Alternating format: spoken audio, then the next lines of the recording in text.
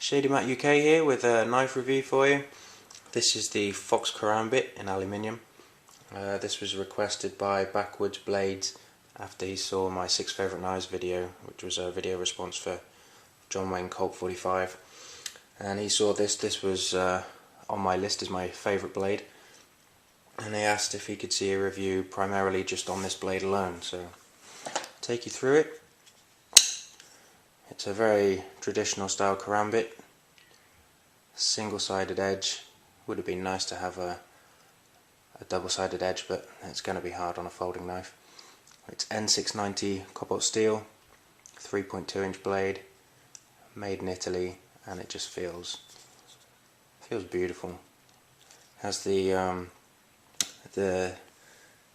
6061 T6 aircraft grade aluminium handle scales.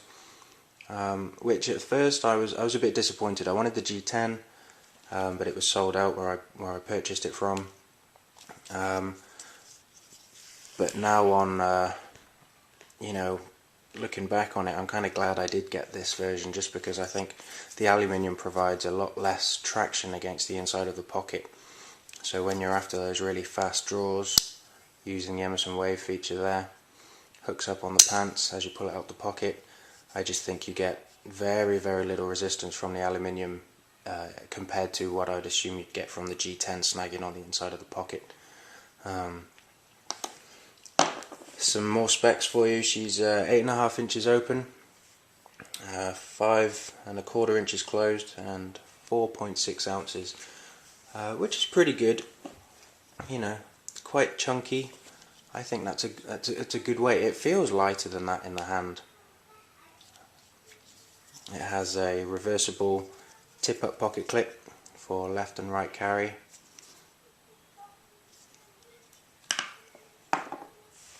It's a liner lock as well. You have the liner just in there. I've read a few opinions on the liner lock saying people think it's very thin and it wouldn't do the job. But I find that hard to believe. I mean, it's very rare, but with a karambit with a single edge, you're going to be taking any pressure this way unless you cock up.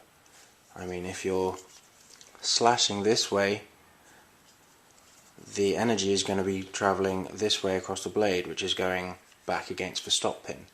So I don't think you're going to have any trouble with that, even if you're coming forwards with a straight push. I can't foresee any trouble with that liner lock at all. It disengages very easily. There's jimping on there as well, if you have it in a forward grip.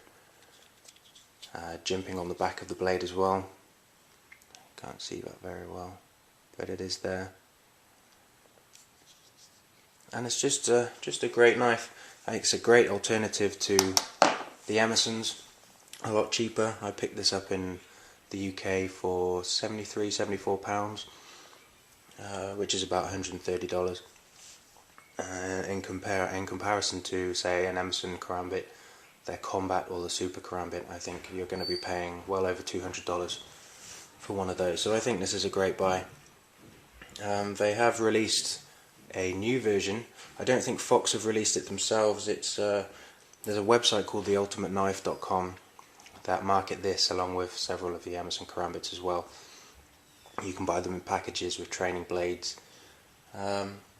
They have got together with Fox Knives, and they've allowed them to resize the handle to Richard Deraspina's original handle measurements, which were lost in translation with Fox Knives.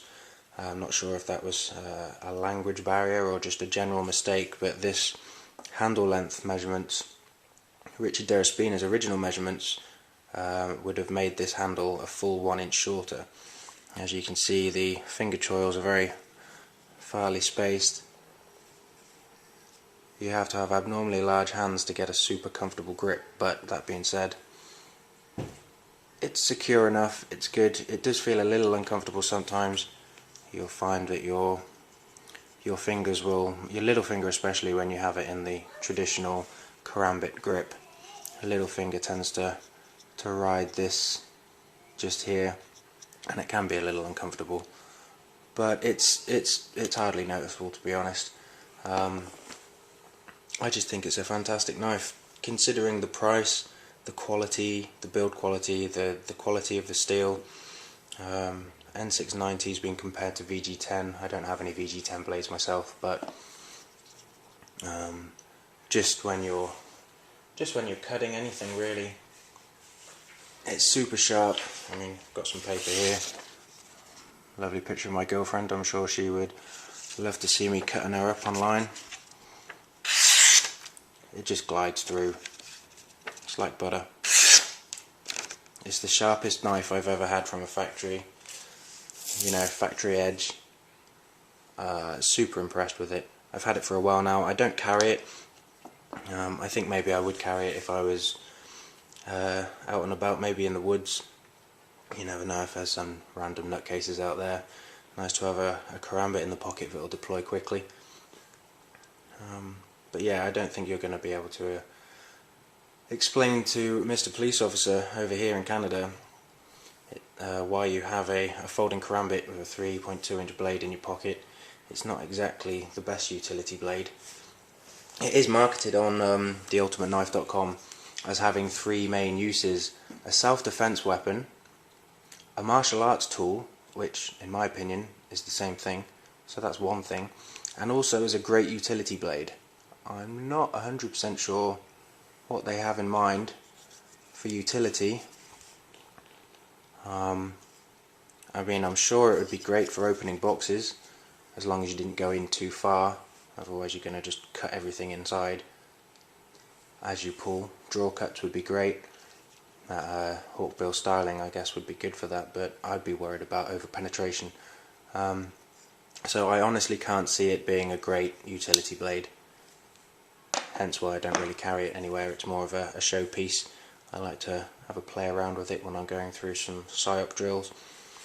My 1/12 Vital template, it just feels so nice in the hand. It's so fast to manipulate, and it's just a great knife. So that's my review. I hope you enjoyed it.